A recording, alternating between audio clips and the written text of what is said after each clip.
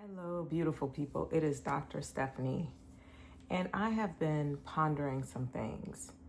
And I'm just wondering if you might be pondering some of the same things that I'm pondering. Have you ever had a gut reaction or a gut feeling? And I bet most of you would say yes. I know I've had gut feelings and gut reactions, but I feel like I'm less likely to trust my gut feeling or gut reaction than I am to trust my logical brain.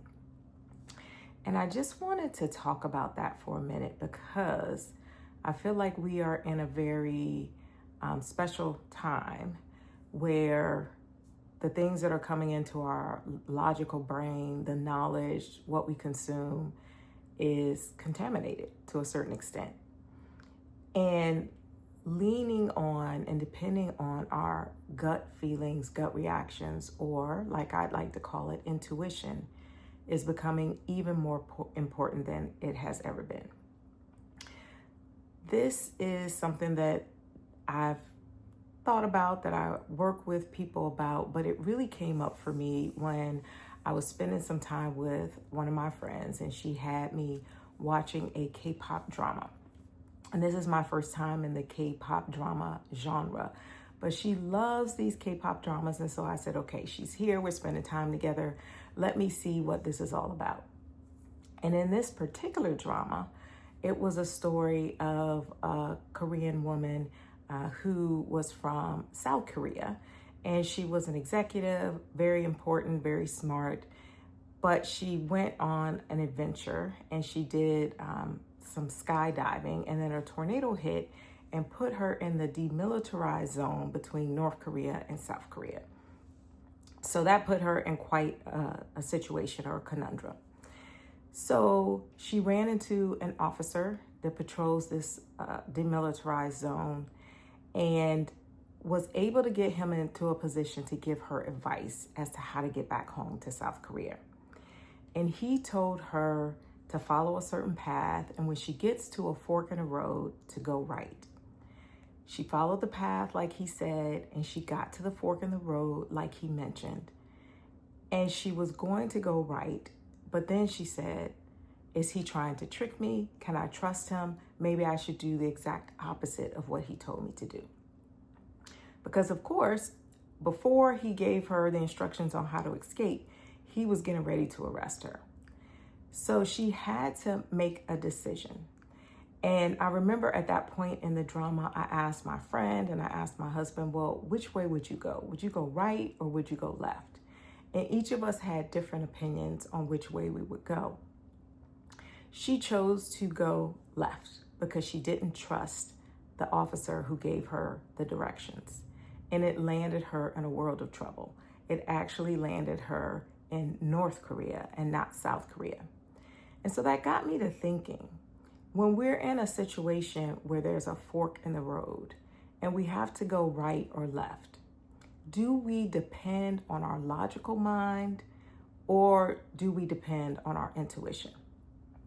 And I think that her logical mind failed her in this situation because she was so busy judging the person who gave her the directions, judging him as being not trustworthy, judging him as being malevolent, judging him as being out to get her. And because of her judgment of him, she did not listen to her intuition because her first instinct was to go right. And then she rethought it. But she listened to her logical mind, and that got her into a world of trouble. So I've been asking myself, why is it that it's really hard for us to listen to our intuitions? And I believe that we have been conditioned to not trust our intuition. And I believe there's a reason for that. And I'll get to that later on, the reason why we've been conditioned to not trust our intuition. But I think that it's a disservice to ourselves because some people call it by different names. I'm calling it intuition. I remember my grandmother used to call it mother wit. Other people have called it a sixth sense or mother's intuition, but it's that knowing that we have in certain situations. And part of the reason we don't always trust our intuition is because we've gotten that gut feeling before and it turned out to be wrong, right? We had this gut feeling, we went with it, and it turned out to be wrong. But if we think about intuition as a sixth sense, and we think about all our other senses are not 100% right all the time either. And we utilize them and we have trained them so much more than most of us have utilized or trained our intuition. I know I have a great sense of smell, but my sense of smell is not always right. Sometimes I feel like I'm smelling an electrical cord burning and I'm all in a tizzy because I'm like, is the house getting ready to burn down? When it's actually some burnt popcorn that my husband just made. And that's something that I use every day, all day long. It's highly trained and highly specific. But if my sense of smell can be wrong sometimes, so can our intuition. It doesn't mean that I don't trust my sense of smell. It doesn't mean that I don't trust my sense of sight or taste or touch. So I believe that if we start to work with our intuition and train it and use it just like we use our other senses, that it will become more and more reliable. And this really comes home for me in the work that I do. As a core energy coach, I help my clients shift from catabolic or draining, resisting energy to anabolic, which is thriving, expanding energy. And level 6 energy is considered a highly anabolic level of energy, and it's also considered the energy level where intuition comes alive. So when intuition comes alive, it helps you to be a visionary, it leads to genius thinking, and it leads to a sense of synthesis where you're able to see everything as part of a whole instead of seeing things as just individual parts and pieces. And one of the most important things about this level 6 thinking and this level 6 energy where intuition comes alive is that judgment is almost nil. So when you have intuition and you have this visionary thinking, you have very little judgment.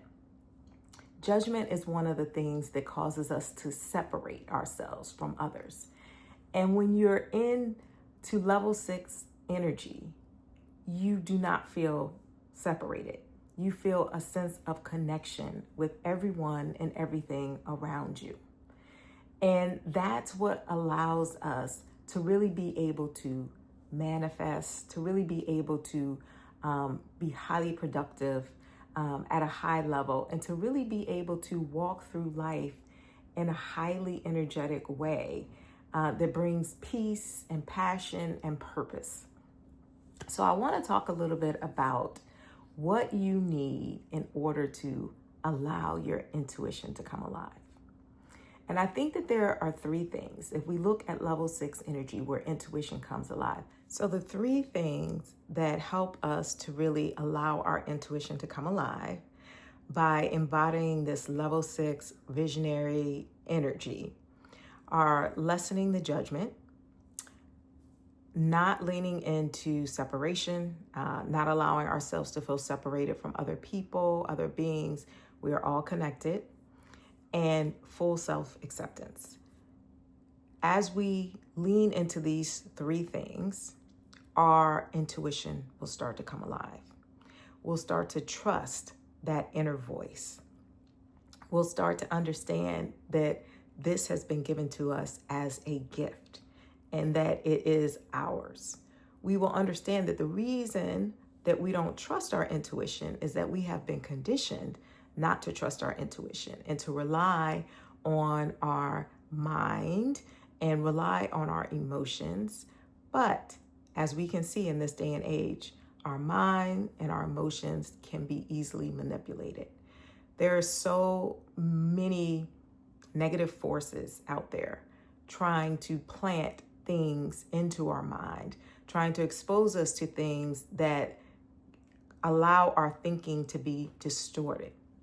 If we just look at the rates of depression and mental illness and self-doubt and self-esteem issues, and we just look at how, especially for young people, that has increased with the advent of social media. That's because of the things that our minds are being exposed to that cause us to believe certain things about ourselves or to believe certain things about the world and other people. So there's a lot of negative influences on our mind that we constantly have to battle against. Same thing with our feelings.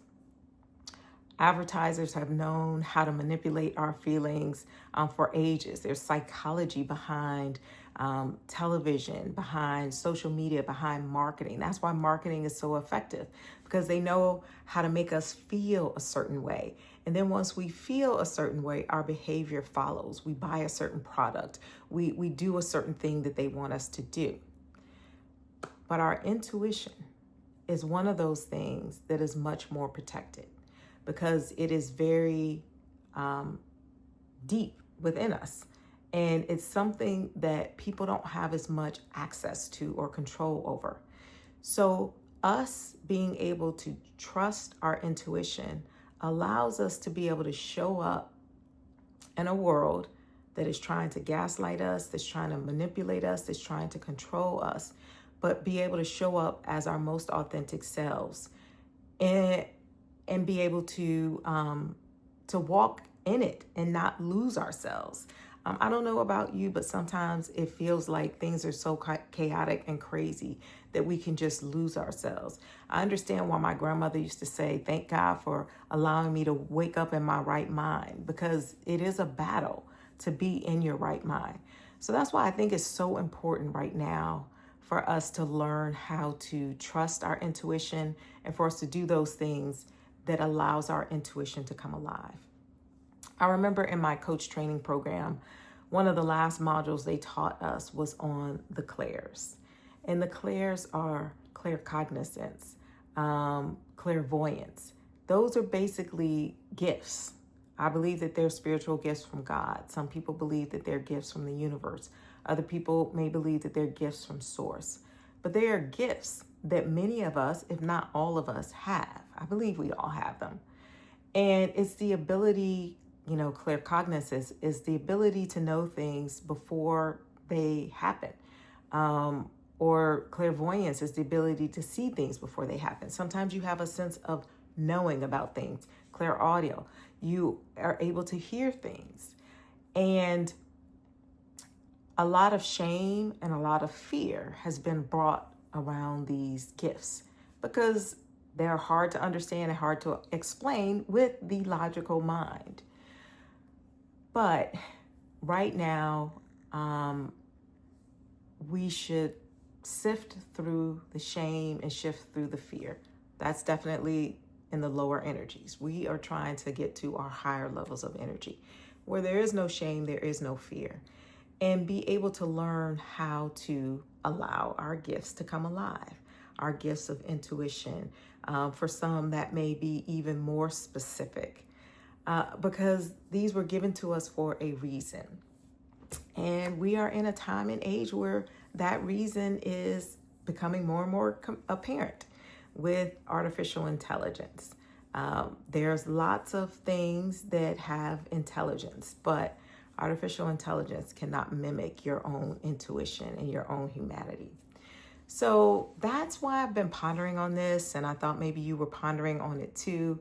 I just wanted to bring that up for your consideration and just to share what I know about allowing your intuition to come alive, because I think it's going to serve us well in our future. And as we decide to build a new future and a new world that we all want to live in, without the separation, without the judgment, and with full self-acceptance. So just something to ponder on until next time. Bye-bye.